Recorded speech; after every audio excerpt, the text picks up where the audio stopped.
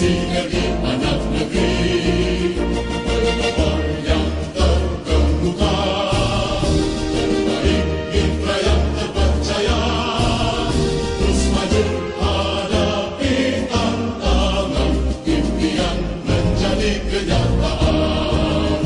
Wijaya karya terkemuka, wijaya karya kebanggaan kita semua. Wijaya karya terus berjaya, wijaya karya kebanggaan Indonesia.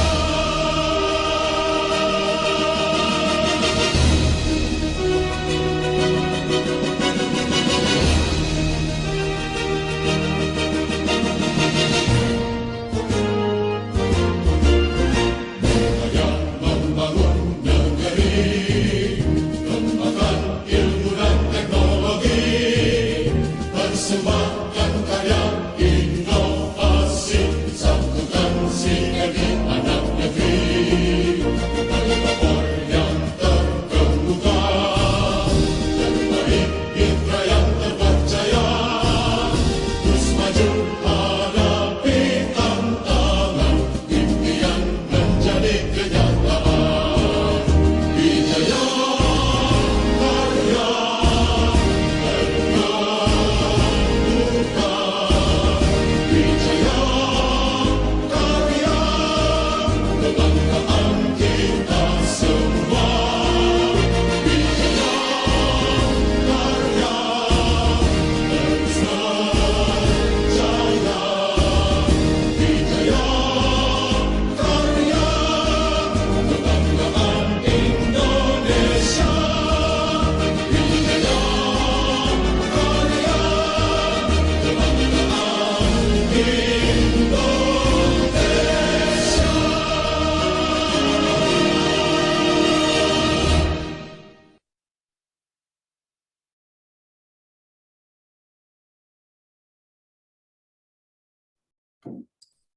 Baik, selanjutnya mohon perhatian untuk petunjuk keselamatan dan kesehatan selama Anda mengikuti pertemuan online kali ini.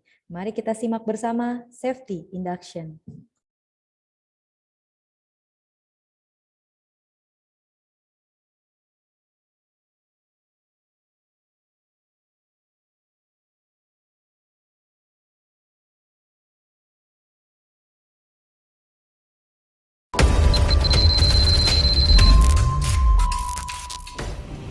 Assalamualaikum warahmatullahi wabarakatuh.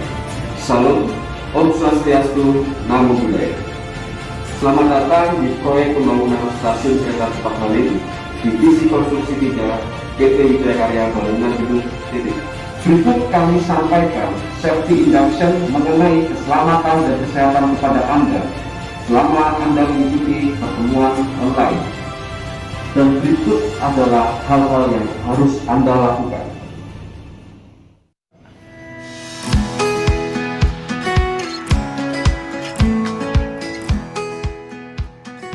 Pastikan posisi duduk Anda sudah dilakukan secara ergonomis selama pertemuan online. Gunakan kursi yang ergonomis dan atur sesuai dengan kebutuhan Anda. Jangan memposisikan tubuh secara membungkuk dan menundukkan leher. Perhatikan jarak mata dengan monitor sejauh 45-60 cm dan sejajar dengan arah pandangan mata. Atur agar tidak terlalu dekat dengan layar untuk mengurangi risiko pancaran radiasi layar monitor yang dapat menimbulkan kelelahan pada mata. Atur pencahayaan layar monitor sesuai dengan kebutuhan mata Anda. Hindari duduk menghadap atau membelakangi jendela secara langsung karena akan mengganggu penglihatan ke layar monitor.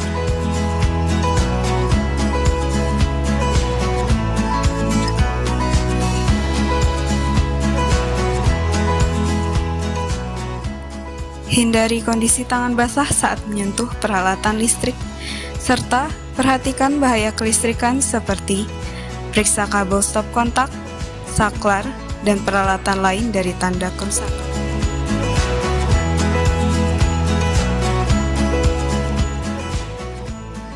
Istirahatkan mata Anda dengan menerapkan prinsip 20-20-20. Setiap 20 menit menatap layar monitor, lakukan istirahat selama 20 detik dengan menatap objek lain sejauh 20 kaki atau sekitar 6 meter. Dan jangan lupa melakukan stretching untuk melemaskan otot yang tegang di sela-sela mengikuti pertemuan online.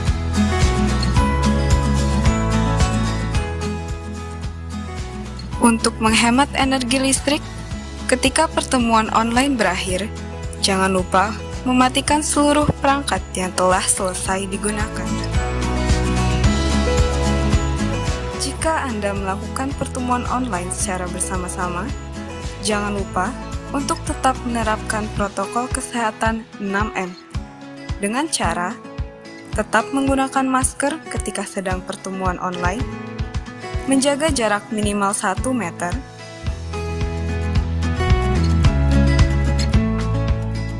mencuci tangan menggunakan sabun atau hand sanitizer, mengurangi mobilitas, menghindari kerumunan, dan dilarang untuk makan bersama. Demikian safety induction online dari proyek pembangunan stasiun kereta cepat Halim Divisi Konstruksi 3 PT Wijaya Karya Bangunan Gedung TBK. Terima kasih, selamat beraktivitas, tetap jaga kesehatan selama pandemi COVID-19 dan tetap utamakan keselamatan Anda. Safety yes, quality excellent, we can do luar.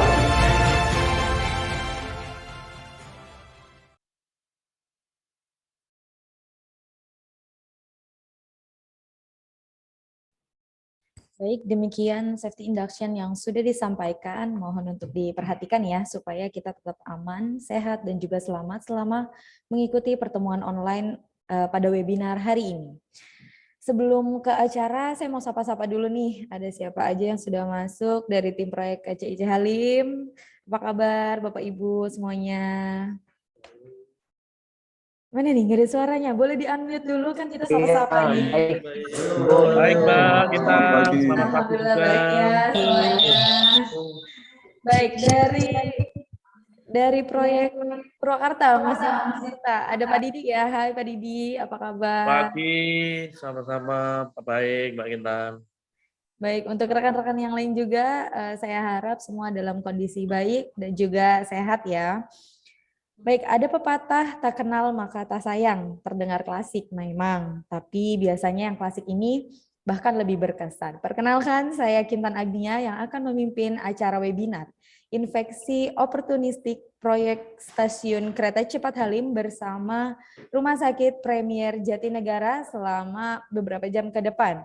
Sebelumnya saya ucapkan terima kasih kepada Manajer Proyek Stasiun Kereta Cepat Halim, Bapak Syamsul Bahri Yanuar.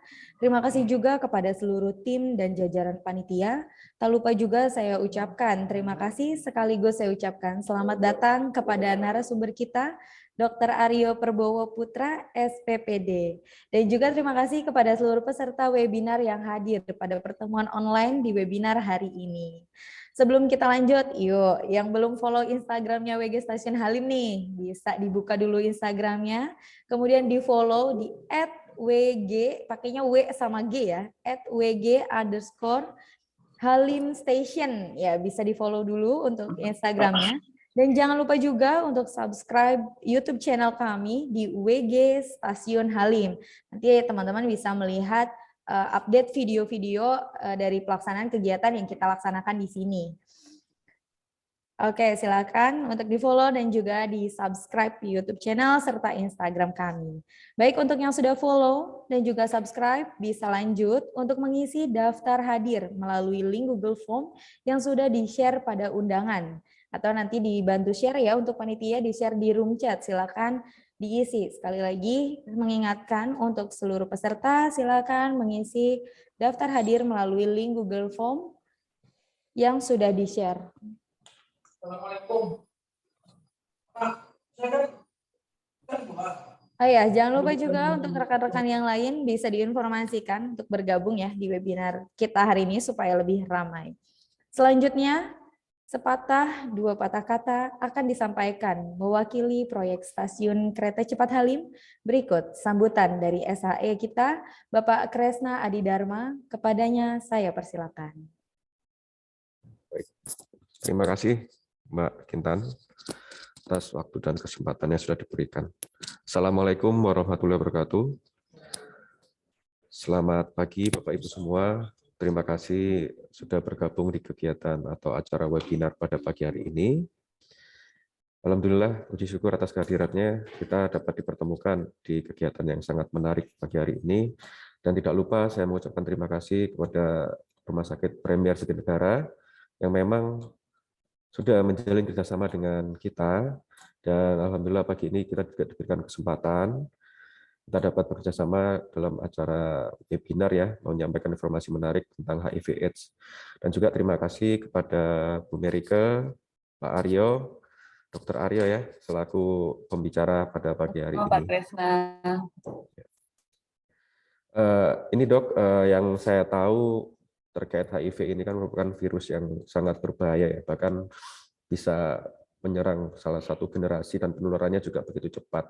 Dan tanpa kita sadari juga, kita juga melihat virus ini itu penularannya seperti apa. Mungkin rekan-rekan juga ingin tahu, terus bagaimana cara pencegahannya. Dan yang saya ketahui juga terkait obatnya juga, mungkin sampai detik ini kita belum tahu obat yang bisa mungkin menyelesaikan virus ini atau seperti apa.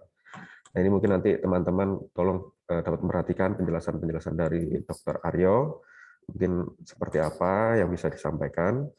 Lalu saya juga berharap dengan mengikuti webinar ini, teman-teman bisa mendapatkan informasi-informasi yang menarik dan mungkin bisa menyampaikan informasi ini ke rekan-rekan yang lain, karena memang sangat berbahaya sekali virus ini. Kita juga butuh informasi-informasi yang mungkin bisa memberikan wawasan kepada kami yang awalnya belum tahu, kita juga jadi lebih tahu dengan acara webinar ini. Ini tidak banyak kata yang bisa saya sampaikan. Kita ikuti aja pemaparan dari Dr. Aryo, penjelasannya seperti apa. Mungkin itu yang bisa saya sampaikan di sambutan pagi hari ini. Terima kasih. Wassalamualaikum warahmatullahi wabarakatuh. Waalaikumsalam warahmatullahi wabarakatuh. Terima kasih atas Wabarakatuh. sambutannya. Hadirin yang saya hormati. Untuk mendukung upaya pemerintah dalam melakukan pencegahan dan penanggulangan penularan HIV/AIDS di tempat kerja, melalui webinar ini, PT Wijaya Karya Bangunan Gedung TBK melalui proyek Stasiun Kereta Cepat Halim mewujudkan hal tersebut dengan melakukan pendidikan dan pelatihan serta menyebarluaskan informasi mengenai HIV/AIDS kepada seluruh karyawan dan pekerja. Hal tersebut juga sejalan dengan kebijakan khusus yang berlaku di PT Wijaya Karya Bangunan Gedung TBK terkait HIV/AIDS, larangan penggunaan obat-obatan terlarang, serta COVID-19. Hari ini yang berkaitan dengan HIV akan dibahas tuntas oleh narasumber kita, yaitu Dr. Aryo Perbowo Putra SPPD. Beliau adalah seorang dokter spesialis penyakit dalam dari Rumah Sakit Premier Jatinegara. Baik, kita sapa dulu nih untuk narasumber kita. Selamat pagi, Dr. Aryo. Ya, Assalamualaikum warahmatullahi wabarakatuh. Selamat pagi, Mbak Kintan. Ya, Apa kabar, terima kasih. Dok? Baik, Alhamdulillah. Terima Baik kasih. ya, Dok ya. Baik, Dok. Sebelum ke materi nih, Dok, saya mohon izin terlebih dahulu untuk menyampaikan kontrak waktu atau rules-nya selama nanti penyampaian materi, Dok. Boleh ya, Dok ya? Ya, silakan. Baik, untuk pemaparan materi berlangsung selama kurang lebih 45 menit dan mohon untuk seluruh peserta juga menyimak peraturan yang saya bacakan ini.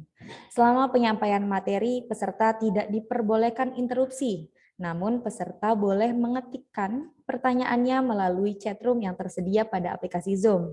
Setelah penyampaian materi, selanjutnya ada sesi tanya jawab dan juga sesi diskusi. Pada sesi tersebut, peserta dapat bertanya langsung kepada dokter atau kepada narasumber melalui opsi raise hand. Nanti akan dibantu penunjukannya oleh tim panitia yang bertugas di sini supaya lebih terarah dalam sesi diskusi dan juga tanya jawabnya. Di akhir sesi akan ada 3 hadiah berupa uang elektronik bagi pertanyaan-pertanyaan yang menarik yang nantinya juga akan dibahas tuntas oleh narasumber kita. Baik, Dok, sudah siap untuk memulai sesi materinya, Dok? Ya, boleh. Terima kasih, Mbak. Oke, kepada Dr. Aryo Perbowo Putra, SPPD, kepadanya saya persilakan. Ya, Bismillahirrahmanirrahim. Assalamualaikum warahmatullahi wabarakatuh. Selamat pagi, teman-teman semua. Pada pagi hari ini saya diberikan kesempatan untuk sama-sama ya kita belajar membahas lagi tentang HIV sama infeksi oportunistiknya. Sebelum mulai, saya juga ingin berterima kasih kepada seluruh panitia yang sudah bersusah payah ya, akhirnya bisa terselenggara acara ini, kepada Bapak Kresna Adidharma, kemudian kepada Mbak Kintan Agnia dari UIK, dan juga dari Rumah Sakit Premier Jatinegara. Nanti kita sama-sama belajar, kalau misalnya nanti ada pertanyaan, akan saya usahakan jawab. Kalau misalnya nanti ada pertanyaan yang tidak bisa saya jawab, mungkin nanti saya akan pending, kemudian saya akan cari tahu, kemudian nanti bisa dijawab lewat panitia. Jadi kita di sini sama-sama belajar ya, diskusi gitu. Ini saya bisa share screen ya dari sini.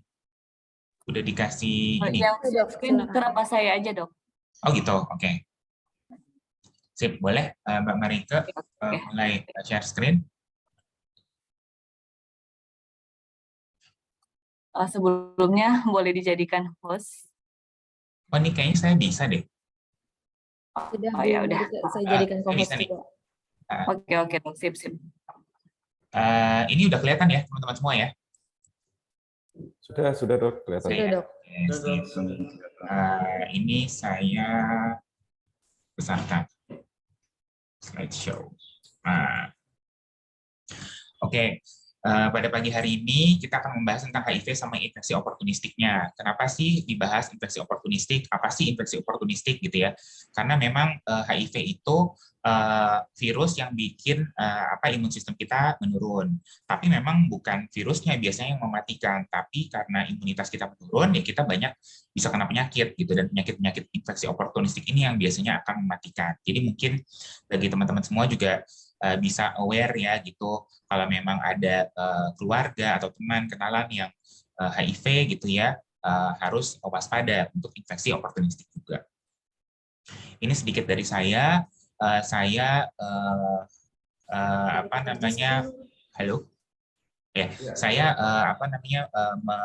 menamatkan pendidikan di SMA Negeri 8 Jakarta, kemudian meneruskan pendidikan dokter umum di FK Trisakti Jakarta, kemudian akhirnya melanjutkan spesialis penyakit dalam di FKUI. Lulus tahun 2017, kemudian bergabung dengan Premier Jatinegara semenjak tahun 2020. Nah, ini masuk ke materi. Pada tahun 2022 itu UNAIDS itu menyatakan bahwa saat ini dunia itu memang sedang dalam ancaman penyakit AIDS. Kenapa? Karena 2 tahun terakhir ini terjadi peningkatan jumlah penderita AIDS tiap tahunnya dibandingkan tahun-tahun sebelumnya. Itu didapatkan bahwa 1,5 juta jumlah kasus baru HIV itu terjadi, dan juga ada 50.000 kematian akibat AIDS gitu, sepanjang tahun 2021 kemarin. Nah, pada pasien HIV, seperti tadi saya bilang, penyebab utama morbiditas ya, atau tingkat kesakitan atau mortalitas ya, tingkat kematiannya itu adalah infeksi oportunistik.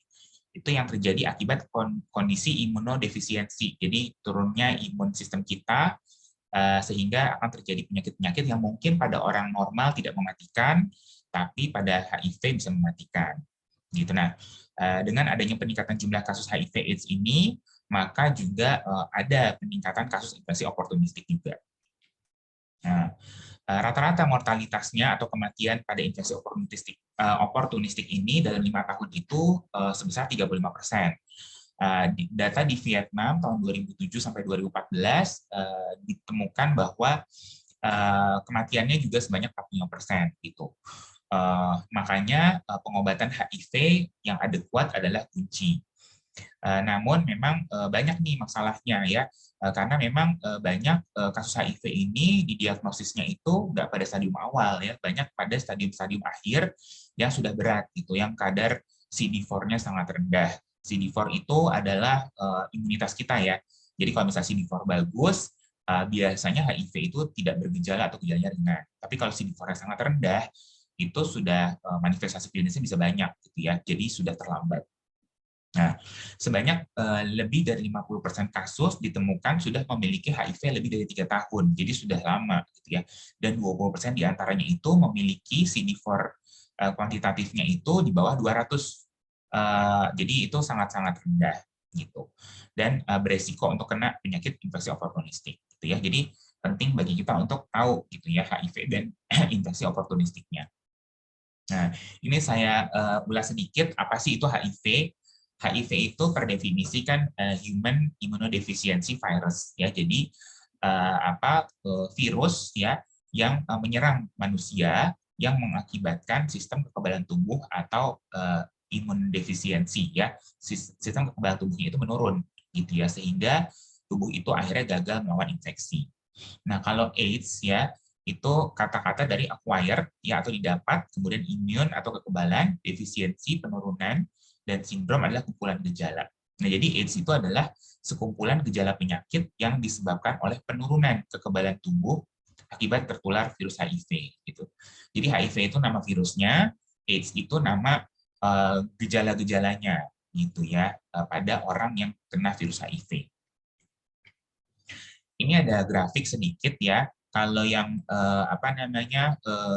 merah itu menandakan bahwa jumlah virusnya gitu. Jadi awalnya pada minggu ke-0 kita kena sampai minggu ke-3 ke-6 itu akan tinggi gitu ya jumlah virusnya, kemudian dia akan turun sedikit karena memang ada perlawanan dari tubuh ya, ada kekebalan tubuh, tapi pada akhirnya itu gagal, akhirnya dia cenderung meningkat sampai akhirnya terjadi kematian.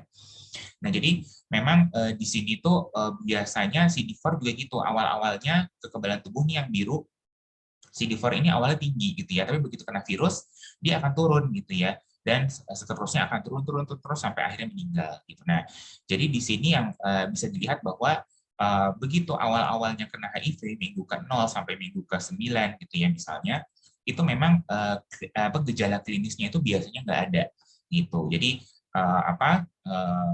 orang tuh biasanya nggak sadar ya karena memang nggak ada gejala klinis, kemudian tetap melakukan perilaku yang beresiko gitu ya. Kemudian pada bulan pada minggu ke-9 atau minggu ke-12 sampai bertahun-tahun itu baru muncul gejala klinis gitu ya. Nah, setelah gejala klinisnya ada, di ujungnya bisa ada infeksi oportunistik nanti yang akan dibahas berikutnya. Kemudian biasanya akan menimbulkan kematian. Nah, ini stadium klinis dari WHO. Jadi kalau orang kena HIV ya, kemudian dia AIDS, itu dia ada 4 stadium. Tergantung dari beratnya gejala. Kalau misalnya stadium 1, itu tidak ada penurunan berat badan, gejalanya sangat-sangat ringan, kemudian bisa juga tanpa gejala ataupun hanya pembesaran kelenjar getah bening gitu. Kemudian kalau stadium 2 sudah mulai ada penurunan berat badan ya lebih dari 10%, kemudian luka di sekitar bibir, ada ruam-ruam di kulit, ada herpes zoster atau cacar api ya kita bilangnya, kemudian ada infeksi batuk pilek berulang ataupun ulkus di mulut yang berulang. Untuk stadium 3 lebih besar lagi ya, penurunan berat badannya lebih dari 10% dari sebelumnya, ada jamur di mulut ya atau kandidiasis oral ya, kemudian ada diare sampai 1 bulan, kemudian ada infeksi bakteri berat ya, misalnya pneumonia, ada TB paru gitu ya dalam 1 tahun terakhir, anemia, HB-nya rendah, gitu, trombositopenia, trombositnya rendah, gitu ya, sudah mulai ada keterlibatan di sumsum tulang. Nah, kemudian yang stadium paling akhir adalah sindrom wasting HIV. Jadi memang selain penurunan berat badan, terdapat banyak infeksi oportunistik ya yang menyertai, misalnya limfoma atau sarkoma Kaposi. Ini adalah kanker ya, keganasan pada HIV, kemudian juga bisa menyebabkan TBC tapi bukan di paru ya, bisa di ekstra paru, misalnya di tulang, di kulit, di mata dan lain-lain. Kemudian sudah mulai ada keterlibatan otak ya, biasanya abses ataupun meningitis. Nah, ini kalau misalnya kita beresiko ya punya perilaku menyimpang ataupun punya pekerjaan yang beresiko HIV, ya baiknya memang dites untuk HIV gitu. Nah, tapi memang perlu dilihat di sini bahwa ada window period. Jadi begitu kita melakukan perilaku menyimpang ataupun beresiko, itu tetap ada window period gitu ya, kurang lebih 3 bulan lah untuk misalnya kita kena HIV, kemudian sampai appear, sampai ada di pemeriksaan, itu kurang lebih 3 bulan.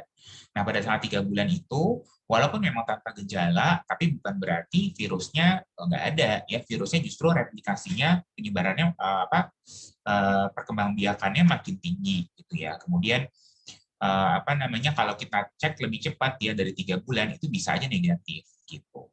Nah, jadi selama 3 bulan itu ya kita harus hentikan perilaku yang beresiko ya, kemudian juga pekerjaannya juga kita pakai APD gitu ya, alat pelindung diri gitu ya. Nah, setelah 3 bulan bisa kita cek antibodi HIV. Kalau memang ternyata HIV-nya positif ya kita positif. Tapi kalau memang negatif ya berarti memang sudah tidak HIV gitu. Nah, kemudian sebenarnya tes HIV itu ada banyak ya. Kita bisa cek antibody, bisa cek antigennya gitu. Antigennya itu viral load. Jadi jumlah virusnya bisa kita cek, antibodinya juga bisa. Nah, kalau untuk antigen ya atau jumlah virus itu lebih cepat memang bisa kita cek. Tapi memang punya window period juga 10 sampai 33 hari. Jadi memang kalau kita mau kita melakukan perilaku beresiko gitu ya, misalnya tertusuk jarum atau hubungan seks yang tidak dengan pasangan gitu ya, kemudian kita mau cek ada HIV atau enggak, itu memang paling cepat dengan viral load gitu. Viral load itu memang tesnya lebih mahal, tapi memang tetap ada window period. Jadi kita harus menunggu selama kurang lebih 33 hari dulu gitu untuk kita tahu bahwa kita benar-benar positif atau enggak. Nah, tapi kalau untuk antibody itu ada banyak, itu kurang lebih memang window period-nya bisa sampai 90 hari. Jadi kita kalau mau cek anti HIV atau antibodinya, itu memang kita harus menunggu 90 hari dulu untuk window period-nya itu. Gitu. Nah, ini tata laksana kalau memang udah akhirnya positif dari dokter, sebetulnya sih memang ini bagian dokter ya, tapi memang tadi seperti Bapak Kresna tadi sempat singgung bahwa memang HIV itu tidak bisa sembuh gitu ya, tapi memang bisa ditekan gitu, sama kayak diabetes atau hipertensi gitu ya. Kalau kita terdiagnosis penyakit itu kan kita memang nggak bisa sembuh, tapi memang bisa terkontrol dengan obat.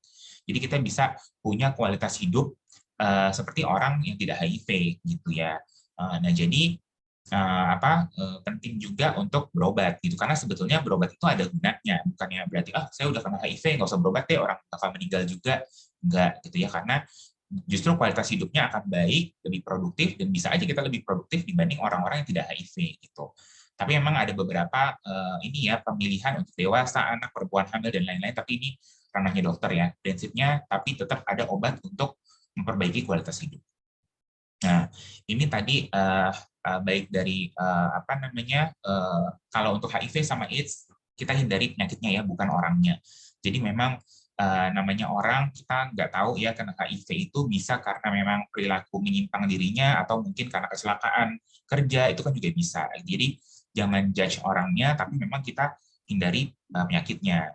Nah, penularannya memang secara garis besar itu cuma tiga cara ya. Yang pertama adalah hubungan seksual, misalnya hubungan seksual berganti-ganti pasangan, kemudian juga penyakit menular seksual ya yang diakibatkan karena hubungan seks berganti-ganti pasangan itu. Kemudian yang kedua lewat jarum suntik, ya misalnya peralatan suntik secara bergantian, atau misalnya peralatan tato atau body piercing ya, itu yang tidak disterilkan itu juga bisa kena. Dan yang ketiga adalah penularan dari ibu ke bayinya selama proses kehamilan dan persalinan dan juga menyusui.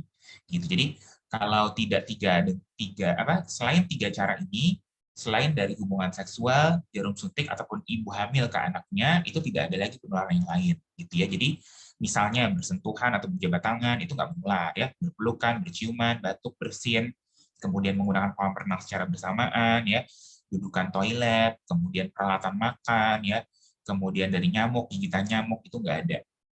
Jadi memang kalau misalnya kita harus hidup berdampingan dengan pasien HIV/AIDS, ya nggak usah terlalu khawatir gitu ya, selama kita tidak berhubungan dengan seksual dengan dia, tidak ganti jarum suntik, itu aman sebetulnya gitu. Ini adalah rekomendasi vaksin ya pada orang HIV. Jadi kalau misalnya kita punya keluarga ya atau kenalan yang yang HIV positif, memang harus diberikan pengetahuan bagi mereka untuk vaksin gitu ya. Jadi untuk vaksin influenza ya, kemudian tetanus dan lain-lain memang bisa gitu ya. Mungkin Ini nggak usah dihafalkan, tapi prinsipnya orang yang HIV karena memang memiliki imunitas lebih rendah dibandingkan orang yang tidak HIV, ya baiknya memang dia melakukan vaksin. Tapi memang melakukan vaksinnya juga harus dengan CD4 yang baik gitu ya.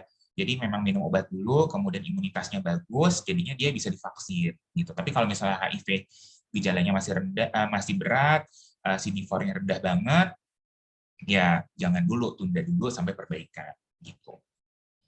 Nah, ini tentang efek invasi oportunistiknya pada HIV ya.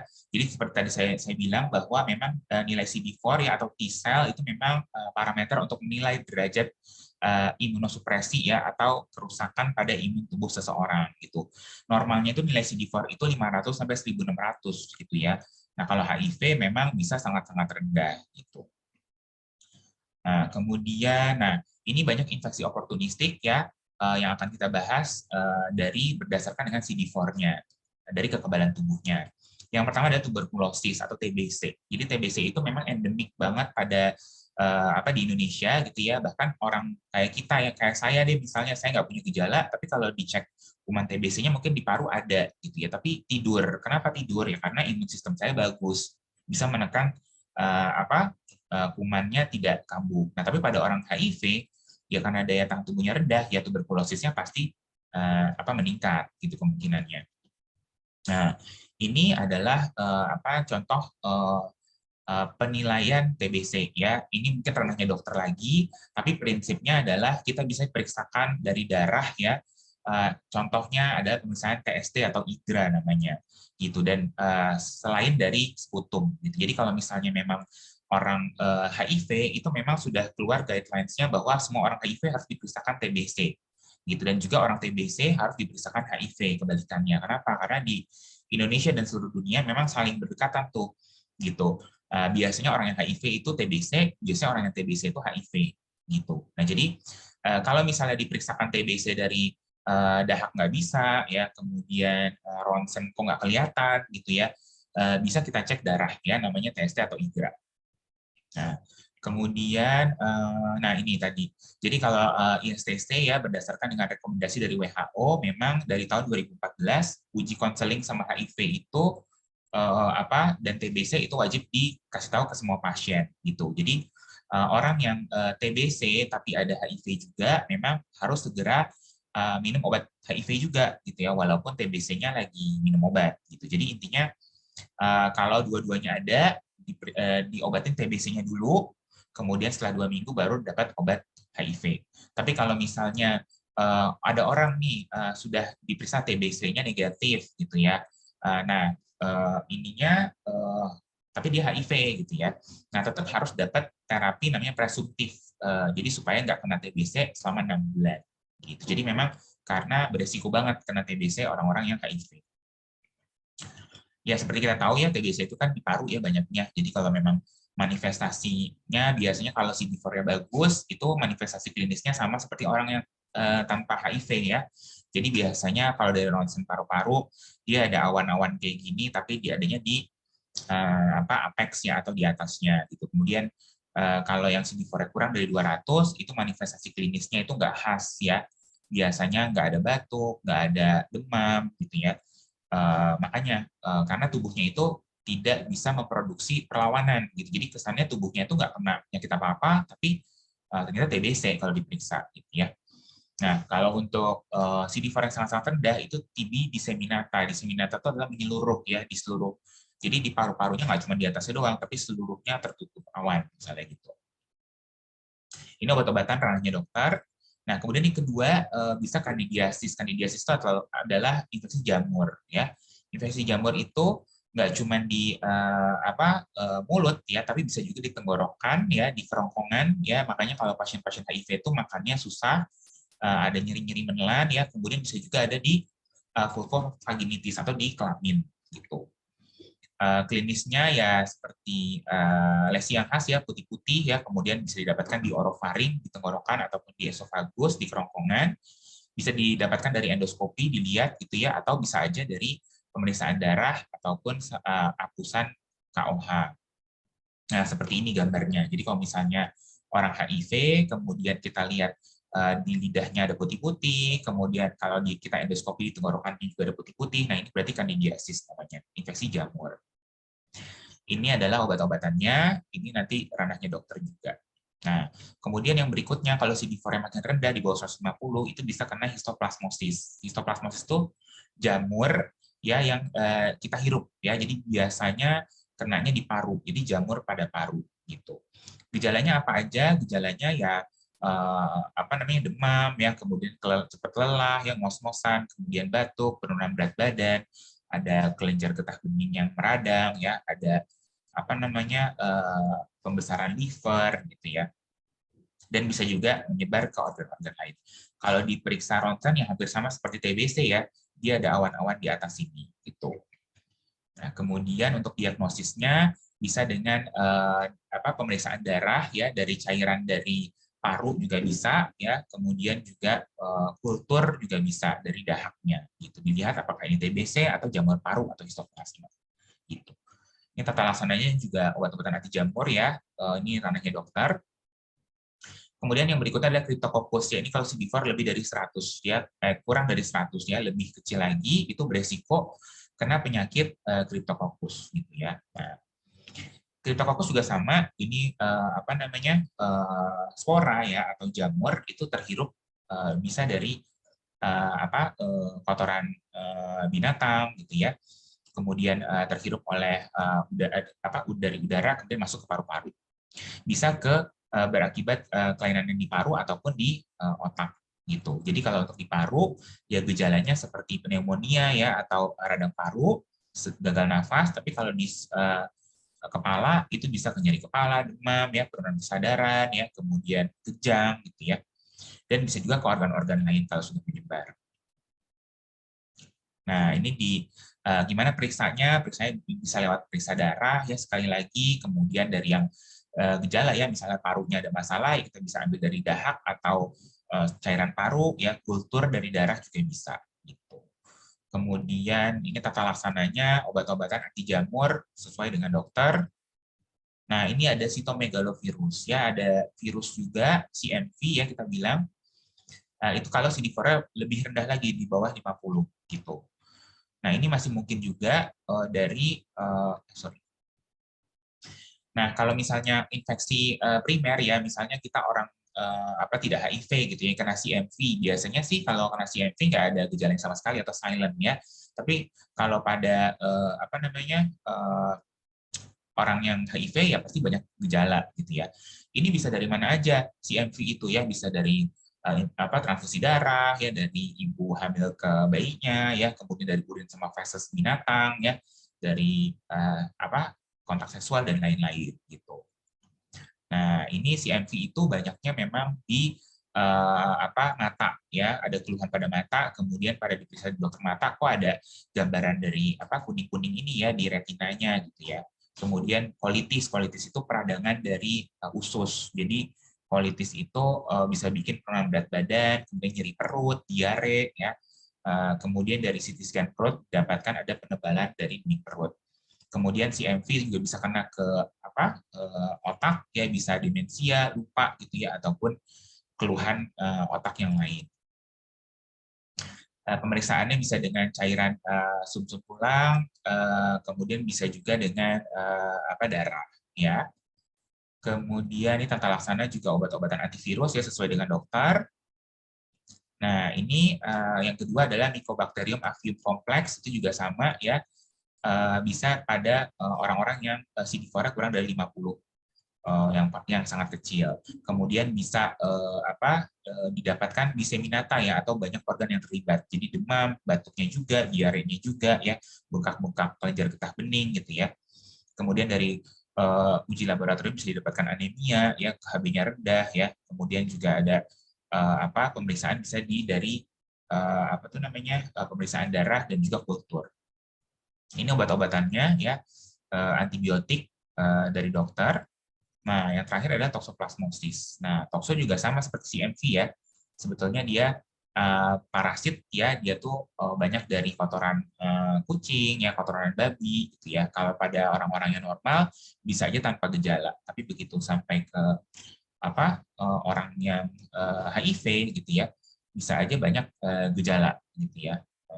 Ini contohnya, misalnya SSP, susunan saraf pusat ya, bisa defisit neurologis vokal ya, misalnya dia jadi lemot orangnya, kemudian demam, kejang, penurunan kesadaran, nyeri kepala ya, kemudian juga ada kelainan mata, itu juga bisa. Bisa diperiksakan kultur dan juga darah ya, dan obat-obatan sesuai dengan dokter.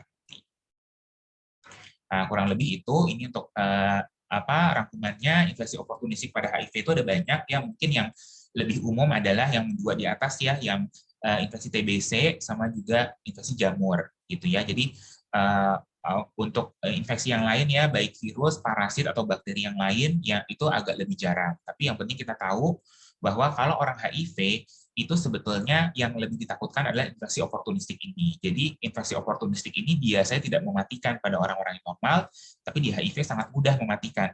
Jadi jangan fokus terhadap dapat obat HIV-nya dulu, tapi begitu orang yang HIV kena penyakit ininya dulu yang kita atasi, baru belakangan kita kasih obat HIV-nya, gitu kurang lebih. Nah, kemudian, ini kesimpulannya.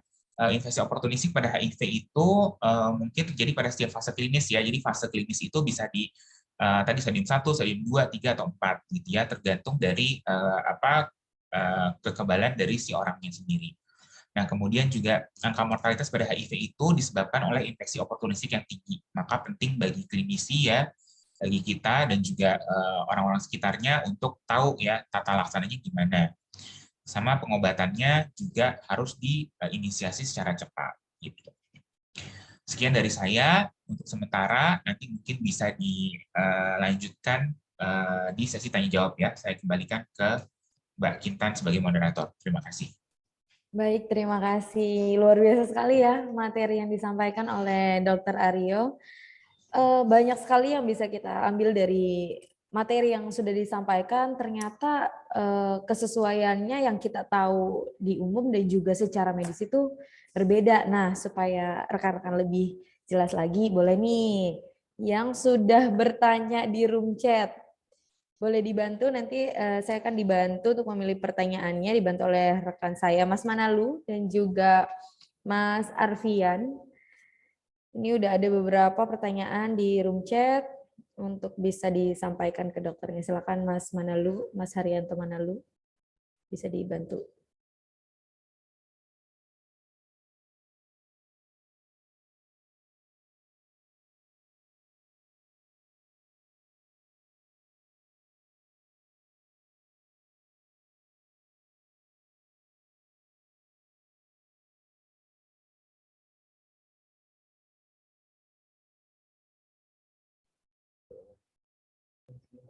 Baik, untuk Mas Haryanto mungkin ada sedikit kendala teknis ya. Baik, saya saja yang membacakan. Yang pertama ini dari Pak Taufik ya. Izin bertanya, karena mungkin cek HIV itu terkesan nakal di masyarakat, jadi banyak orang yang takut untuk cek. Bagaimana untuk mengakali hal tersebut? Dan apakah ada lembaga konseling untuk HIV? Terima kasih. Seperti itu katanya, Dok. Untuk pertanyaannya bisa langsung dijawab mungkin, Dok? Ya, terima kasih, pertanyaannya bagus ya.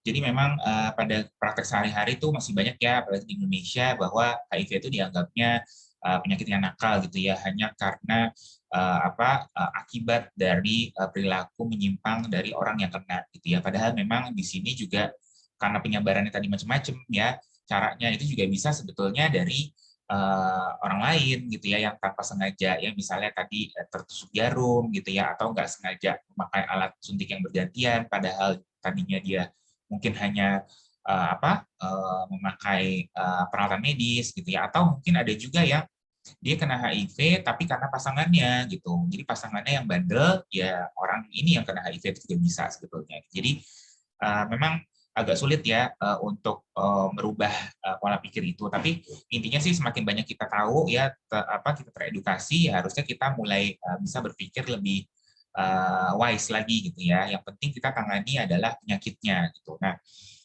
di berbagai sentra kesehatan sebetulnya udah ada pelatihannya sih untuk konseling HIV, ya, namanya VCT.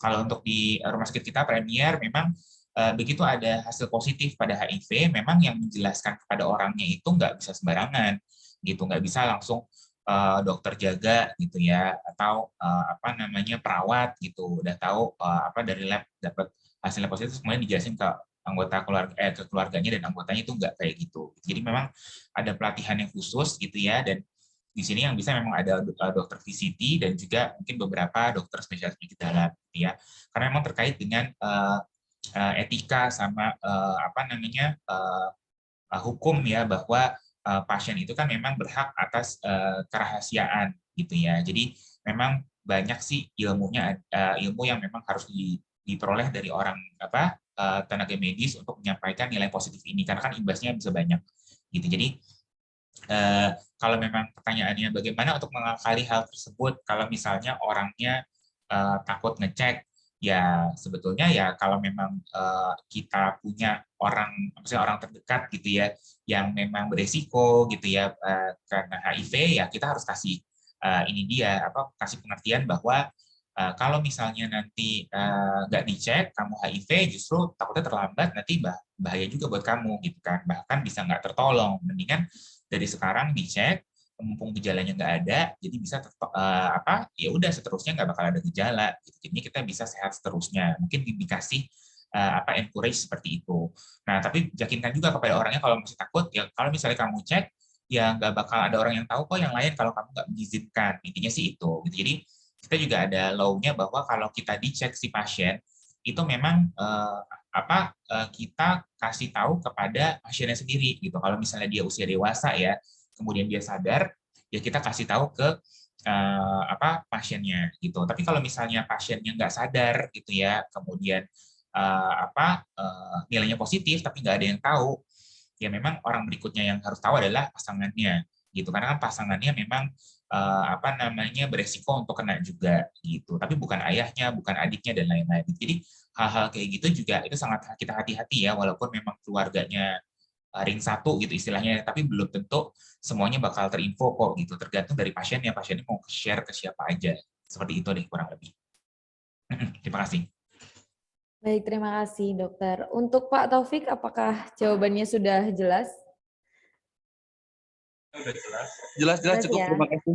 Oke, jadi memang sebetulnya bagaimana cara kita menyampaikan ya dok ya, jadi sebetulnya pemeriksaan lebih awal itu justru lebih aman untuk kita, tapi mungkin asumsi masyarakat masih belum sampai di situ. Nah, inilah salah satu manfaatnya kita harus mengedukasi dan juga memberikan sosialisasi tentang pentingnya HIV/AIDS ini. Nah, di samping saya sudah ada Mas Arfian yang bisa membantu untuk membacakan pertanyaan selanjutnya. Silakan Mas Arfian. Oke, terima kasih atas kesempatannya Mbak Kinat.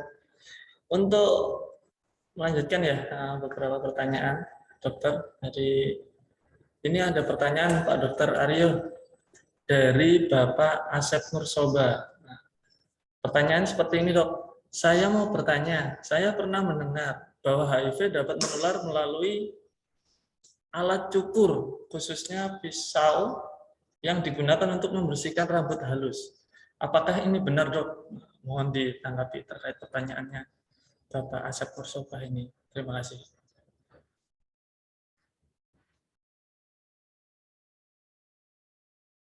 Izin dok, mute-nya masih di mute. Ya, terima kasih pertanyaannya.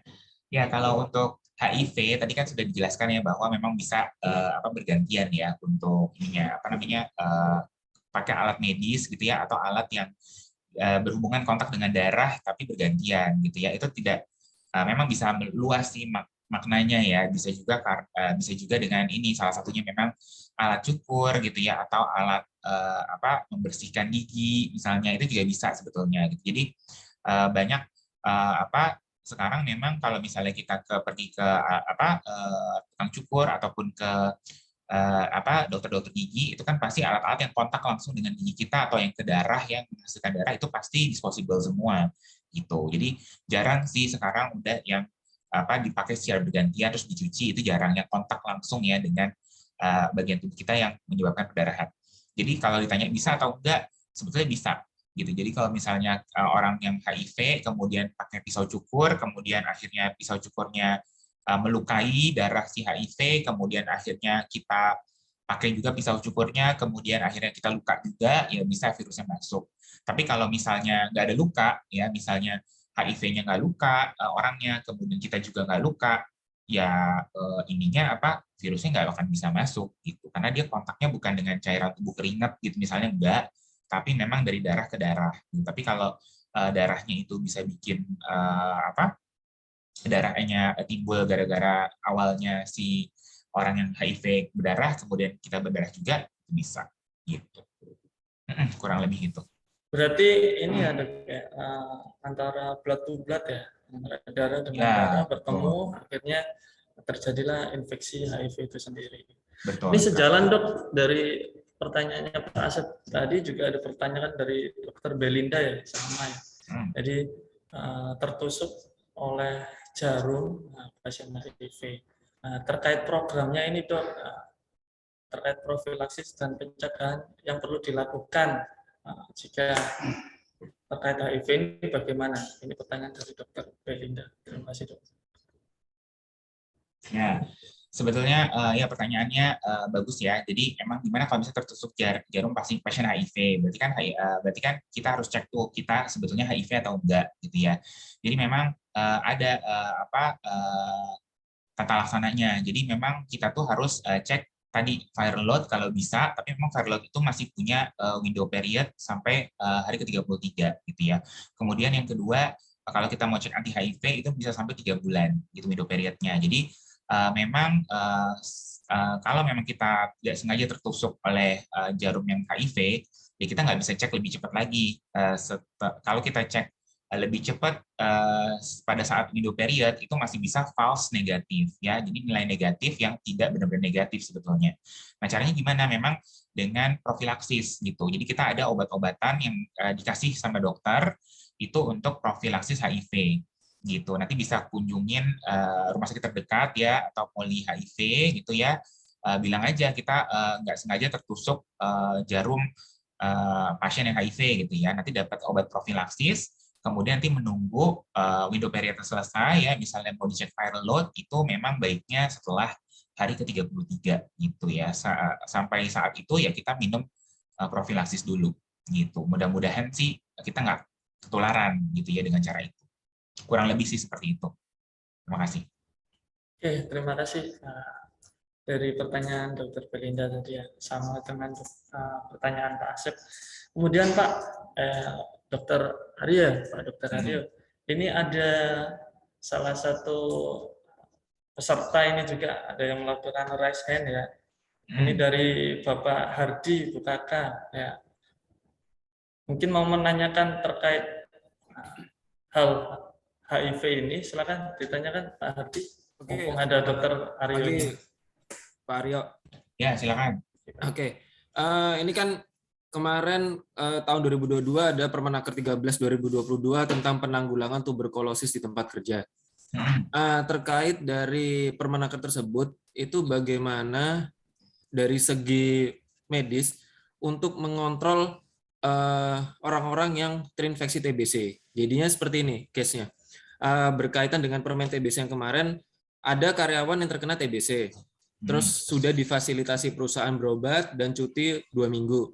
Setelah 2 minggu, ternyata karyawan tersebut sengaja tidak makan obat, sehingga harus diulang lagi dari awal, di mana diberikan cuti lagi selama 2 minggu. Dan begitu selanjutnya. Nah, kalau kita menelaah Permenaker 13 2022, di sana kan ada memang kita harus membuat program, kita harus membuat komitmen, kebijakan terkait penanganan tuberkulosis di area kerja. Tetapi untuk contoh konkretnya, kontrol secara medisnya seperti apa nih? Apa yang harus kita lakukan itu? Jadinya saya butuh pandangan, butuh saran agar contoh kontrol konkret itu dapat kita laksanakan gitu di lokasi kerja. Karena itu salah satu juga untuk menekan timbulnya isu-isu baru yang ada di area kerja pada saat kita menemukan satu spesimen seperti itu. Terima kasih, Pak Dokter. Ya, Wah, saya juga baru tahu ya ada orang yang seperti itu ya. Tapi ya nyatanya ada ya. Jadi intinya sih gini, kalau orang sakit TBC memang dia itu menular infeksius itu 2 minggu pertama memang. Jadi 2 minggu pertama itu diharapkan kalau dia udah minum obat, ya kan viral load-nya makin bakterial load-nya kecil ya, jadi dia sudah tidak menular lagi. Tapi memang kalau orang yang nggak minum obat ya berarti masih menular, betul. Nah, gimana caranya? Sebetulnya sih gini, tergantung dari dia nggak minum obatnya kapan ya, alasannya apa gitu. Kalau mungkin ini pandangan saya sendiri ya, karena saya belum pernah punya pasien seperti ini sih gitu ya. Karena kalau pasien itu disuruh minum obat, jadi minum obat lah pasti gitu, karena mau sembuh ya gitu. Mungkin gini, awalnya boleh kita kasih cuti 2 minggu, tapi setelah dia 2 minggunya pas balik, oh ya saya nggak minum obat misalnya. Nah, kalau dia nggak minum obatnya dari kapan gitu kan, misalnya dia alasan, ya saya 1 minggu doang minum obatnya misalnya gitu kan. Nah, setelah itu mual nggak diterusin misalnya kayak gitu, akhirnya saya nggak minum obat. Nah, sebetulnya kalau pemberhentian obat TBC kurang dari 1 bulan itu bisa dilanjutkan gitu. Jadi kalau misalnya dia minumnya baru 7 hari, ya berarti berikutnya dia bisa lanjutin 7 hari lagi, nggak usah diulang lagi dari 2 minggu ke awal gitu, enggak. Gitu, kecuali kalau dia udah stopnya 1 bulan, jadi 30 hari nggak minum obat sama sekali, ya memang harus diulang dari awal. Gitu. Tapi kalau cuma stopnya 2 hari, 3 hari, ya obatnya lupa bawa gitu ya, atau masalah sakit perut gitu ya. Nah jadi bisa dilanjutin sih gitu. Jadi mungkin bisa mereduksi cuti yang berikutnya. Jadi nggak harus 14 tambah 14 tambah 14 terus. Kemudian yang kedua, kalau emang udah terkesan kok kayaknya bandel ya orangnya gitu ya, mungkin bisa di PR-in aja. Jadi memang obatnya di-keep di kita gitu. Jadi dia cuti. Ini orangnya di site atau di rumah ya? Ya. Kalau ya di site. Ya, misalnya di site kan, berarti kan dia kan di situ juga kan, tapi nggak kerja. Jadi ya udah obatnya di-keep di kita aja. Jadi setiap pagi jam berapa, misalnya jam 9 pagi, ya dia udah harus datang ke kliniknya untuk minum obat, kemudian dia pulang lagi. Jadi kontrolnya ada di kita gitu. Kalau misalnya dia nggak minum obat, ya kita cariin. Ya mungkin seperti itu kali ya, jangan dibiarin dia kontrol untuk obatnya sendirian gitu. Mungkin gitu kali ya. Dan kalau toh dia bandel lagi, ya mungkin ada sanksi dari perusahaan kali ya, kan nilai itu bisa ada lah ya. Itu kan kita bisa menilai ini pasiennya memang neglected, nggak mau, maksudnya emang bandel atau memang ada alasan klinis yang bikin dia nggak mau minum obat. Tapi prinsipnya kalau orangnya alergi ya, misalnya gatal-gatal atau orangnya mual muntah, kuning gitu ya, itu banyak kok lini lain selain obat yang lini pertama untuk TBC gitu. Jadi nggak ada alasan sih sebetulnya nggak minum obat. Jadi bisa kok di switch obat yang lain yang tidak menimbulkan terlalu banyak ya. Ya kayak gitu bisa sih. Oke, kurang lebih gitu. Oke, makasih Dokter Aryo. Oke, terima kasih Dokter. Jadi itu tadi pertanyaannya dari Bapak Ardi ya. Apakah sudah terjawab, Bapak Ardi? Sip, mantap. Oke, jadi begini Dok, saya istilahnya menyambung nih dari pertanyaan Pak Ardi terkait TBC ya. Terkait TBC itu tadi kan yang disampaikan Dokter Aryo juga kan ada hubungannya, bisa jadi orang yang terkena TBC itu terkena HIV juga. Nah, apakah pada saat kita mengetahui ini ada orang yang kena TBC di lingkungan kerja, di seumpama ya di lingkungan konstruksi, untuk pemeriksaan HIV-nya apakah langsung dilakukan pada saat ditemui pasien itu terjangkit TBC atau harus ada gejala dulu, gejala terkait HIV ini baru dilakukan pengecekan HIV. Terima kasih Dok, mungkin itu. Ya pertanyaannya bagus ya gitu. Tadi seperti yang saya bilang juga bahwa HIV sama TBC itu sangat berkaitan erat ya, dia berdampingan banget gitu ya. Memang jawabannya betul. Kalau orang yang sakit HIV itu harus diperiksakan TBC-nya. Kalau orang TBC gimana, diperiksakan HIV-nya atau enggak? Iya jawabannya, harus diperiksakan HIV juga. Jadi otomatis gitu, walaupun dia nggak ada gejala juga harus diperiksa. Kenapa? Ya, kita ngomongin di Indonesia aja ya. Indonesia itu endemis TB tadi saya bilang ya. Kita tuh juara 3 loh, nomor 3 di dunia gitu ya, dengan orang TBC terbanyak gitu. Jadi ini di ruangan kita nih kalau kita periksa gitu pasti kuman TBC masih melayang-layang nih di sini gitu ya. Di paru-paru kita juga pasti ada gitu ya. Di atas kita tuh cuma Cina sama India ya yang populasinya lebih banyak daripada kita. Jadi memang kuman TBC itu wajar banget didapatkan di semua orang di dunia, di Indonesia. Makanya kalau orang dewasa itu untuk periksa TBC itu bukan dengan mantux gitu ya. Mantux itu kan yang ditusuk ya di sini, kemudian bengkak atau enggak. Nah itu hanya pada anak kecil. Kenapa? Karena kalau dewasa hampir semua pasti mantuksnya positif gitu, karena kumannya pasti punya gitu. Tapi kuman itu mungkin tidur di dalam orang yang normal. Nah jadi kalau misalnya orang yang TBC, kita bisa berpikir kok orang ini bisa kena TBC ya, padahal kita nggak kena gitu ya, padahal kerjanya bareng ya kan sama-sama kerjanya bareng, makannya bareng, bisa di site gitu ya. Kok dia bisa kena, saya nggak kena gitu ya. Nah berarti dia mungkin imun sistemnya rendah kali ya, makanya kuman TBC-nya bangun dalam tubuh dia. Nah kenapa dia imun sistemnya rendah? Apakah dia karena emang sakit flu biasa? Apa dia jangan-jangan HIV? Gitu kita berpikirnya. Gitu makanya untuk semua orang yang TBC, walaupun nggak ada gejala apapun tambahan, tetap harus diperiksa HIV-nya. Gitu. Nah cuman memang kalau emang orangnya menolak, ya kita nggak bisa paksa ya, karena paling tanda tangan surat penolakan atas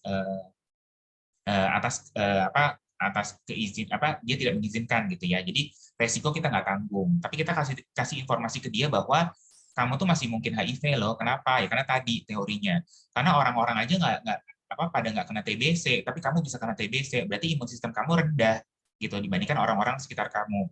Nah, imun sistem kamu kenapa rendah? Ya mungkin bukan karena kecapean aja, bukan karena kebanyakan aktivitas, tapi mungkin karena kamu HIV kali gitu. Nah jadi harusnya diperiksa. Tapi kalau kamu nggak mau, ya nanti HIV-nya makin parah, ya kita nggak tanggung ya, kayak kurang lebih sih seperti itu, gitu. Tapi memang harus diperiksa, gitu. Terima kasih. Gitu ya. Menjawab ya. Jadi istilahnya kita nih juara 3 ya dok ya. Kita juara 3 di dunia terkait kasus TBC. Nah, berarti ada kemungkinan kita untuk di tubuh kita ini ada bakteri TBC itu tadi ya. Nah, istilahnya kita pada saat ini masih sehat, TBC-nya ada di tubuh kita ini, tapi masih dalam kondisi masih dorman ya, atau ibaratnya lagi tertidur ibaratnya, seperti itu virusnya. Oke, selanjutnya dok, ini ada pertanyaan dari Bu Sulis. Bu Sulis ini bertanya, izin bertanya dok, jika ada kasus pasien yang sudah terdiagnosa HIV, lalu menikah, namun dia sudah melakukan pengobatan, apakah tetap berisiko tinggi menularkan kepada keturunannya tadi, keturunannya nanti?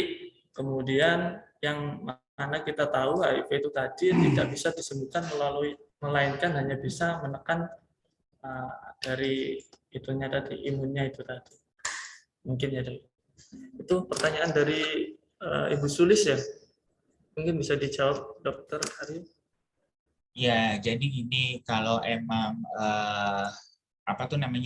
HIV itu kan memang virusnya nggak mungkin hilang completely dalam tubuh gitu ya. Kalau misalnya nanti virusnya rendah banget titernya, itu nanti viral load-nya bilangnya tidak terdeteksi gitu ya. CD4-nya jadi normal, gitu ya, daya tahan tubuhnya normal, virus viral load-nya tadinya tinggi banget, terus akhirnya turun, akhirnya tidak terdeteksi.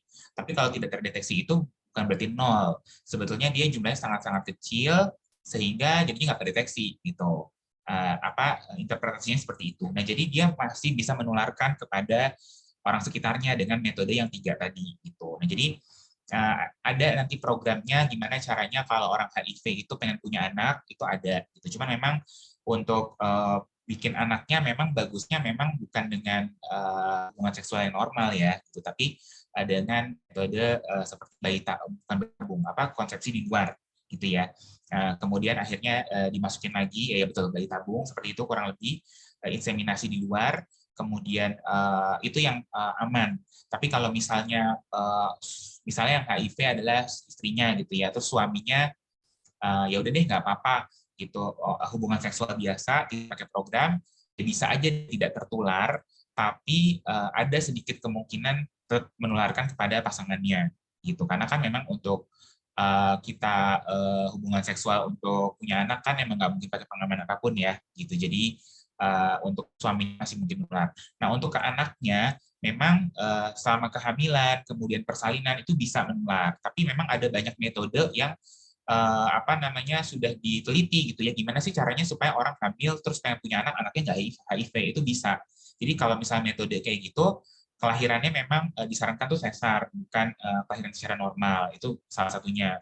Kemudian nanti bayinya begitu lahir langsung dikasih obat profilaksis antivirus HIV gitu. Startnya di minggu ke-3 gitu. Jadi sampai nanti dites negatif gitu. Jadi ada beberapa beberapa cara gitu ya, programnya untuk PMTCT namanya ya, untuk ibu hamil yang pengen punya anak tapi tidak HIV, dan itu angkanya bisa diturunkan sampai di bawah 5% penularannya gitu. Jadi sangat bisa orang seorang wanita HIV kemudian dia punya anak tidak HIV, kemudian pasangannya tidak HIV, itu bisa banget gitu. Jadi nggak usah khawatir, udah banyak metode yang bisa ini, tinggal datang aja ke narasumber yang terpercaya gitu sih kurang lebih. Terima kasih.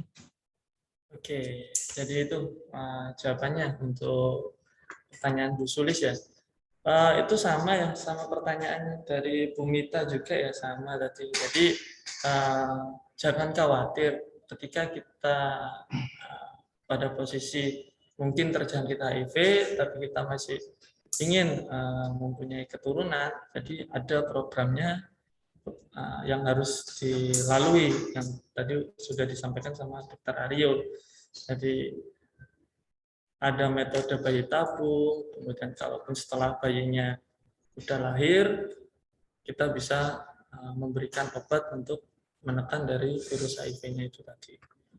Kemudian Dok, ini ada lagi nih pertanyaan dari ST Halim ST, ini siapa ya? Jadi kasih namanya. Dikasih nama, jadi nanti bisa ditambahin namanya siapa ya nanti ya. Ini pertanyaannya terkait stadium 1 HIV Dok, ini apakah udah dikategorikan AIDS? Nah, kemudian ada juga nih penyambung itu juga dari pertanyaan Pak Willy ya, ini apakah ada pengaruh tersendiri jika orang terkena HIV terhadap kesuburannya? Mungkin ini mau program ya, mau program menikah atau bagaimana ini ya. Jadi mungkin takut ya. Jadi mungkin disaranin juga Dok, sebelum menikah mungkin harusnya pemeriksaan apa gitu-gitu Dok. Jadi orang ini yang mau menikah ini bisa tahu untuk menghindari HIV itu seperti apa. Jadi seperti itu Dok, bisa dibantu jawab. Oke. Kalau untuk pertanyaan yang pertama, apakah stadium 1 HIV sudah dikategorikan AIDS gitu? Kalau AIDS itu kan sebetulnya per definisi itu kan acquired ya, immune deficiency syndrome. Jadi sindrom atau kumpulan gejala. Sindrom itu artinya kumpulan gejala. Kemudian kumpulan gejala yang disebabkan karena penurunan daya tahan tubuh atau daya imun kita yang didapat gitu ya dari luar. Nah itu apakah stadium 1 termasuk? Sebetulnya sih enggak ya, karena stadium 1 itu kan tanpa gejala atau hanya pembesaran kelenjar getah bening, itu yang stadium 1. Jadi kalau per definisi itu bukan kumpulan gejala, karena gejalanya cuma satu, tidak bergejala atau hanya pembesaran kelenjar getah bening gitu. Tapi kalau udah stadium 2 kan ada tambah macam-macam tuh, ada penurunan berat badan, ada demam, batuk dan lain-lain. Nah itu sudah sekumpulan gejala. Nah jadi yang dimasuk AIDS itu sebenarnya stadium 2, 3 dan 4 gitu. Nah kalau stadium 2, 3, 4 itu memang tanpa memandang CD4-nya berapa, itu memang sudah harus minum obat HIV gitu, karena dia sudah sekumpulan gejala, berarti menginterpretasikan bahwa memang tubuhnya itu memang lagi rentan gitu kan, gejalanya banyak, jadi memang harus dapat obat. Tapi kalau orang yang stadium 1 ya, yang tanpa gejala atau hanya pembesaran kelenjar getah bening, itu memang nggak serta-merta langsung minum obat gitu, jadi bisa obatnya ditunda gitu. Kalau CD4-nya tinggi ya di atas 200, kemudian nggak ada gejala tadi ya, diperiksa TBC-nya negatif, kemudian nggak ada gejala, ya udah nggak usah diobatin, nggak apa-apa gitu. Dan kita periksa aja viral load-nya berapa gitu ya. Nah nanti diperiksa secara berkala, misalnya 3 bulan sekali atau 6 bulan sekali, kita lihat makin parah atau enggak. Kalau misalnya makin parah, CD4-nya makin turun atau viral load-nya makin gede gitu ya. Nah, jadi baru kita inisiasi gitu. Kita tambah gejala, kita tambah obat gitu. Nah, kemudian berikutnya yang kedua, apakah bisa mempengaruhi tingkat kesuburan seseorang? Ya sebetulnya tergantung dari penyakitnya ya. Infeksi oportunistiknya tadi. Namanya HIV itu cuma virus yang bikin daya tahan tubuh kita rendah. Jadi nggak akan mengakibatkan tingkat kesuburannya menurun gitu. Kecuali kalau gara-gara daya tahan tubuhnya rendah, kita gampang kena infeksi, ya kan, infeksi prostat, ya, terus akhirnya jadinya produksi spermanya nggak bagus, ya kan, atau infeksi dari indung telur gitu ya, atau infeksi dari rahim gitu ya, kemudian akhirnya bikin kesuburannya menurun. Nah itu bisa. Jadi tergantung infeksi oportunistik apa yang mendampingi gitu. Kalau infeksi oportunistiknya menyerang ke daerah kesuburan ya iya bisa. Tapi kalau misalnya enggak, cuman HIV aja, kemudian minum obat gitu akhirnya tanpa gejala ya, kemudian CD4-nya bagus, viral load-nya rendah, ya itu nggak akan mempengaruhi kesuburan sih, jadi bisa aja hamil gitu. Ya, kasih. Oke, udah banyak nih Dokter Aryo pertanyaan yang ditanyakan pada Dokter Aryo ini, dan sudah dijawab tuntas semuanya. Jadi pertanyaannya sangat menarik semua ya. Jadi ada yang berkaitan sama konstruksi, juga ada yang berkaitan dengan masa depan. Mungkin masa depannya ingin melakukan pernikahan, kemudian harus mengetahui apa supaya tidak tertular HIV. Mungkin langsung ditanyakan pada kesempatan hari ini. Mungkin itu ya Dok ya. Pertanyaannya udah banyak, jadi ini akan saya kembalikan lagi kepada Bu Kintan selaku moderator. Ya, jadi terima kasih. Mungkin itu aja yang bisa saya bantu. Nanti akan diteruskan oleh Bu Kintan. Terima kasih. Baik, terima kasih untuk Mas Arfian yang sudah membantu saya membacakan pertanyaan-pertanyaan ya. Karena Mas Arfian ini bertugas sebagai safety officer medis juga di project, jadi lebih nyambung ya Dok ya ketika interaksi. Oke, dan terima kasih juga kepada narasumber kita Dr. Aryo, luar biasa sekali, dan rekan-rekan juga yang sudah bertanya. Nah, ternyata HIV ini kasusnya sudah 1,5 juta ya Dok ya, dan juga ada 50.000 kematian akibat AIDS, luar biasa. Maka dari itu harapan saya setelah agenda atau kegiatan webinar ini, rekan-rekan yang sudah mendapatkan materi dari Dr. Aryo juga bisa menyampaikan ke rekan-rekan yang lain supaya dapat menekan angka kasus HIV ini. Baik. Selanjutnya dari yang sudah ditanyakan oleh rekan-rekan, kita ada sedikit hadiah nih untuk rekan-rekan yang sudah bertanya. Nanti kita akan undi untuk namanya, sudah saya masukkan ya. Sebelumnya saya mau konfirmasi dulu untuk yang nama akunnya Halim Station, ini siapa ya? Halim ST? Bisa mendengar suara saya?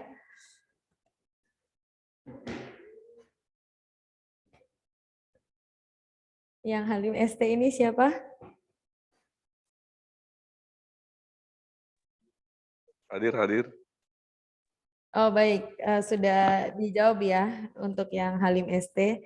Baik, untuk pertanyaannya ada dari Pak Taufik, Pak Asep Nursoba, Dr. Belinda, Pak Hardi, Bu Sulis, Bu Mita, rekan Halim ST, serta dari Pak Willy. Nanti kita akan undi nih ya untuk siapa yang bisa menang. Oke, apa sudah terlihat? Masih loading ya kiranya.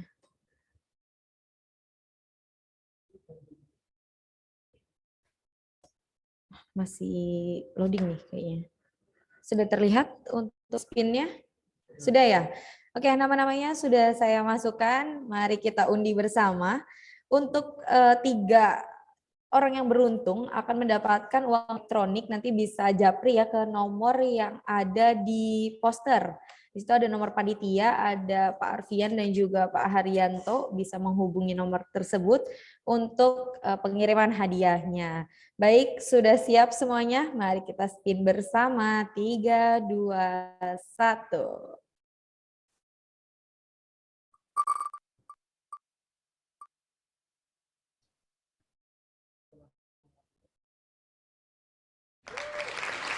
Siapa? Oke, Pak Taufik. Selamat kepada Pak Taufik yang menerima hadiah pertama. Oke, kita lanjut. Untuk yang kedua. 3, 2, 1.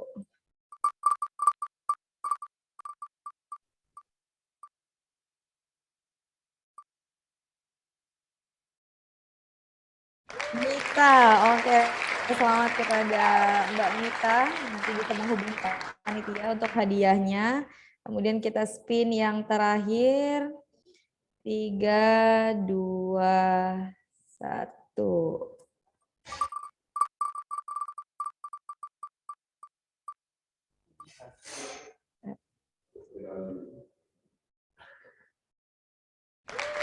Oke, Bu Suli, selamat kepada pemenang yang beruntung.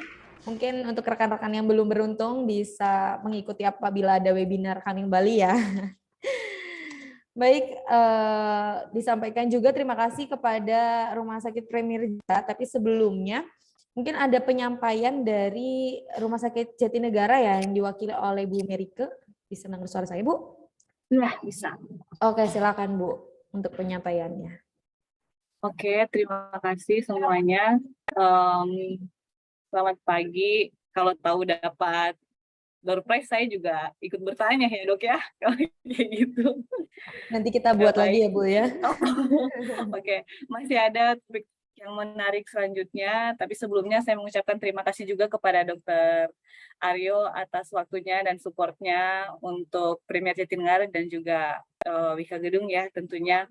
Semoga apa yang disampaikan Dr. Aryo ini bisa diimplementasikan dan bisa bermanfaat bagi para peserta webinar hari ini. Kalau misalnya masih ada waktu, boleh saya pemaparan sedikit, Bu Moderator? Boleh, silakan Bu. Oke, sebenarnya hanya ingin memaparkan mengenai, mungkin di sini beberapa ada yang belum tahu ya, apakah sudah terlihat? Sudah Bu. Bu, sudah. Oke. Belum tahu mungkin yang apa saja sih program atau produk yang ada di Premier Jatinegara ini. Nah, kalau ini adalah hospital overview-nya, Rumah Sakit Premier Jatinegara ini. Yang paling familiar adalah terletak di Kampung Melayu. Sangat terlihat sih, karena ini bangunannya itu adalah bangunan yang tinggi. Kemudian Rumah Sakit Premier Jatinegara ini adalah rumah sakit pertama yang mendapatkan Joint Commission Internasional akreditasi GCI. Dan kami juga sudah terakreditasi paripurna dan sudah hikmar ya, Medical Infection Control. Udah ada juga produk halal. Kemudian ini awards dan sertifikat yang kami dapatkan selama ini dari tahun ke tahun, Bapak Ibu bisa lihat di sini. Yang paling terakhir kami mendapatkan award yaitu The Best Hospital of the Year in Indonesia versi Global Awards.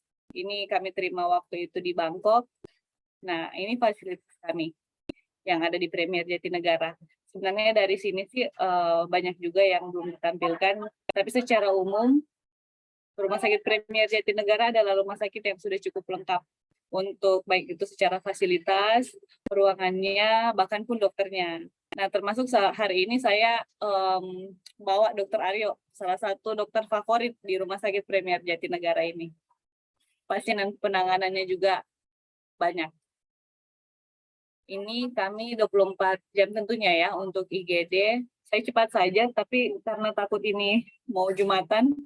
Nah, ini Rumah Sakit Premier Jatinegara kami itu memiliki ada Center of Excellence-nya, yaitu kardiak atau jantung dan bedah jantung, neurologi, saraf, urologi, dan digestif. Dan selain itu juga ada sub-sub spesialis yang ada di Rumah Sakit Premier Jatinegara. Ini dokter-dokter kami yang Center of Excellence-nya. Nanti mungkin saya kirimkan jadwal dokternya ya ke Pak Manali yang sering komunikasi dengan kami. Nah, salah satu unggulan kami juga adalah stroke unit. Jadi stroke unit ini kami mempunyai ruangan khusus. Kebanyakan untuk ruangan stroke unit ini ditangani oleh perawat-perawat yang mahir dalam stroke, yaitu perawat-perawat khusus, jadi tidak digabung dengan pasien-pasien yang lain gitu. Selain itu, kami juga udah kerjasama dengan rumah sakit RSCM untuk Gamma Knife. Jadi sudah bisa dilakukan di kami, udah ada beberapa pasien yang kami tangani dan berhasil ya untuk penanganannya. Selain itu ada juga digestive center. Jadi buat Bapak Ibu yang membutuhkan dokter bedah digestif bisa langsung menghubungi saya, nanti saya serahkan nomor saya di bagian terakhir, slide terakhir, ataupun bisa melalui PIC dari Wika Gedung. Oke, kemudian ada urologi center. Saya rasa Bapak Ibu udah pada tahu semua, ini yang saya bilang tadi cardiac dan cardiac surgery. Nah, kita juga sudah bisa melakukan operasi mix gitu. Kalau waktu dulu kita biasa mendengar CABG, kasus jantung yang operasi jantung yang dadahnya dibelek, kalau misalnya saat ini baru di Rumah Sakit Premier Jatinegara yang bisa melakukan operasi jantung dengan minimal invasif. Jadi hanya dengan sayatan kecil saja. Baru ada kemarin pasiennya. Dokter Aryo tahu mungkin itu pasiennya. Nah, selain itu buat Bapak Ibu yang mempunyai anak, kami juga menyediakan klinik anak sehat. Klinik anak sehat ini terpisah dari klinik anak yang sakit. Jadi inovasi ini kami buat karena kemarin itu pas zamannya COVID, jadi tidak digabungkan. Khusus bagi anak-anak yang sakit, ada di ruangan rawat jalan. Khusus bagi anak-anak yang sehat, sehat ini artinya anak-anak yang hanya vaksin saja atau kontrol ke dokter. Gitu. Ada di ruangan di lobi. Nah, untuk konsultasinya selama pandemi kami rata-rata ya semua rumah sakit juga mengeluarkan program telehealth atau konsultasi online. Bisa kami fasilitasi bagi Bapak Ibu yang mungkin jauh dari Jakarta, nanti bisa konsultasi ke kami, bisa daftarkan juga di nomor tertera 1.500.908, dan jangan khawatir untuk konsultasi online ini obatnya bisa dikirim seluruh Indonesia. Jadi kalau misalnya pun di jauh, masih tetap bisa kami layani. Oke. Kami juga menyediakan medical check-up, baik itu medical check-up visa atau medical check-up karyawan, ataupun permintaan medical check-up lainnya.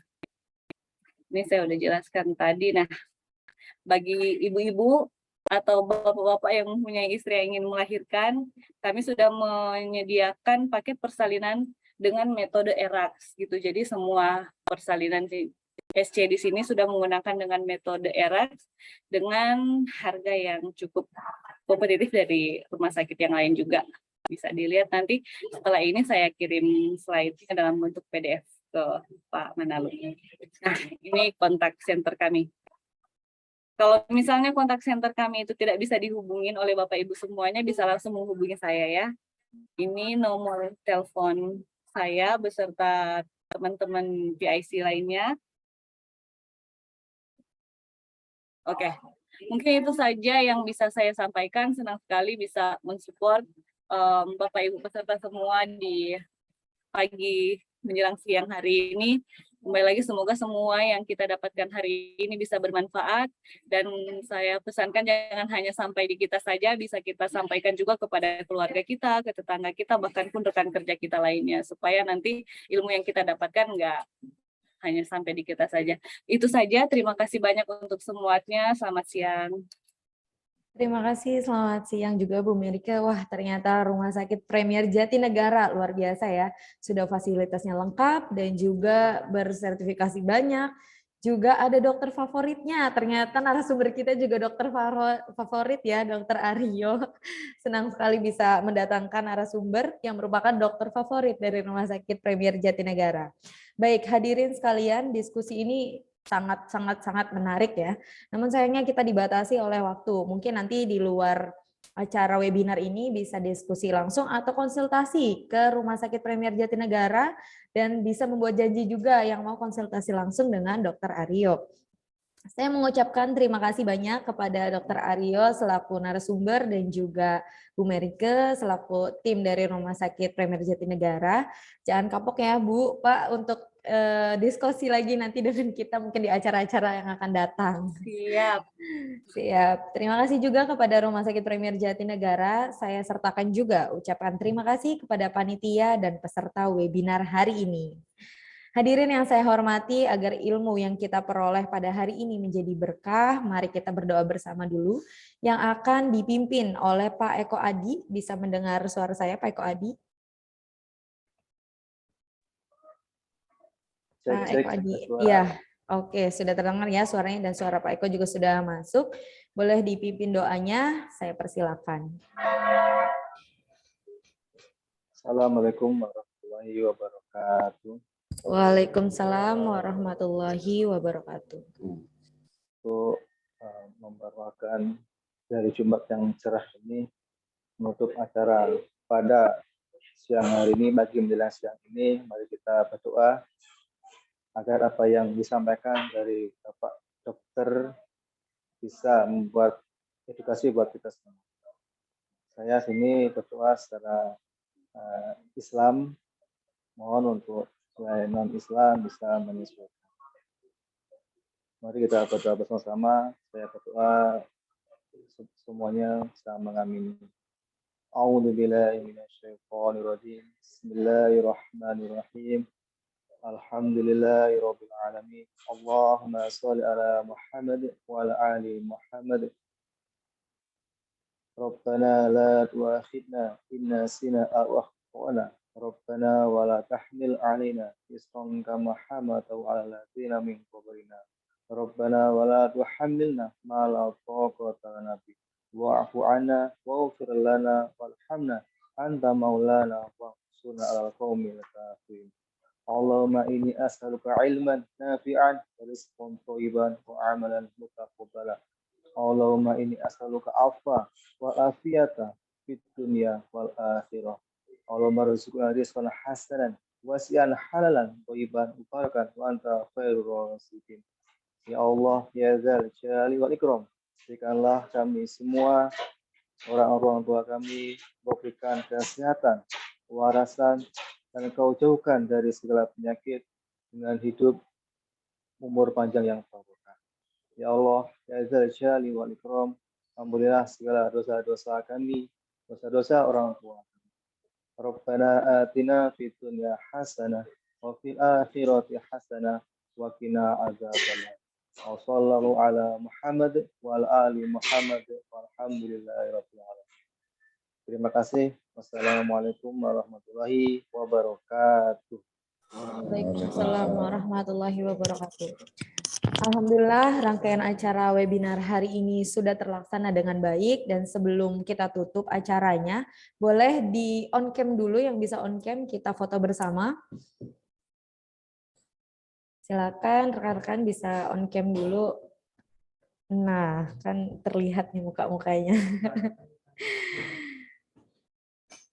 Oke, totalnya ada 2 slide ya, ada 2 slide, nanti slide pertama dan slide kedua mungkin saya bisa dibantu juga oleh rekan saya, Mbak Mita, nanti bisa bantu untuk pengambilan fotonya juga ya. Baik, sudah semua untuk on cam-nya.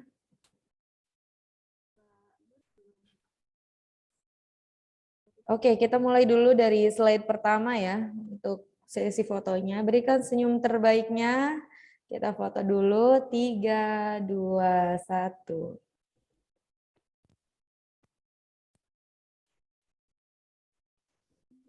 Baik, lanjut ke slide kedua ya, Mbak Mita ya. Iya, oke. Oke, lanjut ke slide kedua. Silakan. 1, Ya, 2, 3. Oke, sudah ya Mbak. Terima kasih banyak Mbak Mita atas bantuannya. Baik hadirin yang saya hormati, kesehatan tentunya menjadi harta yang paling mahal dan tidak tergantikan. Namun tidak menutup kemungkinan ada hal-hal yang dapat membuat kesehatan kita menurun, baik kesehatan fisik ataupun mental. Lingkungan yang baik dan pola hidup sehat adalah upaya kita untuk bersyukur atas nikmat yang diberikan. Semoga kedepannya dapat selalu sehat dan selalu produktif.